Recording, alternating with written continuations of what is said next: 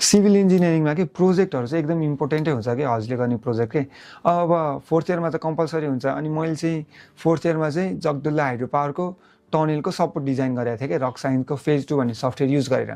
हो त्यो गर्दाखेरि चाहिँ अनि मसँग निस्किने बेला चाहिँ मलाई ठ्याक्क त्यो टनेलको बारेमा चाहिँ कसरी डिजाइन हुँदो रहेछ त पछि म एउटा टनेलमा पनि गएँ हाइड्रो पावरमा काम गर्नको लागि होइन एकदम फुल टनेल भएको वाला हाइड्रो पावरमा उता सिक्लेसमा अनि त्यहाँबाट चाहिँ अनि मैले थाहा पाएँ कि कति कुराहरू चाहिँ यसरी हुँदो रहेछ है भनेर अनि त्यो प्रोजेक्टले चाहिँ हेल्प गर्यो मलाई बुझ्नको लागि अझै त्यहाँ साइटमा गइसकेपछि पनि हुन्छ नि यो डिजाइन चाहिँ यो जुन हाम्रो स्टिल सेक्सन छ या रक बोल्टहरू छ यसरी आएको है भनेर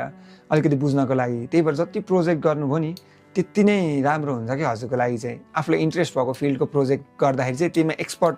हुनको लागि हेल्प गर्छ अनि कुराहरू बुझ्नको लागि हेल्प हुन्छ कि फिल्डमा यो यसको लागि चाहिँ हालिरहेको रहेछ है भनेर के हो त्यही भएर चाहिँ प्रोजेक्ट चाहिँ गर्नु अनि फोर्थ इयरको प्रोजेक्ट अनुसारै पछि पनि हजुरले अब जेको प्रोजेक्ट गर्नुहुन्छ झट्ट निस्किने बित्तिकै मलाई जब खोज्नको लागि पनि त्यो हेल्प हुन्छ नि त मैले चाहिँ यो प्रोजेक्ट गरेको थिएँ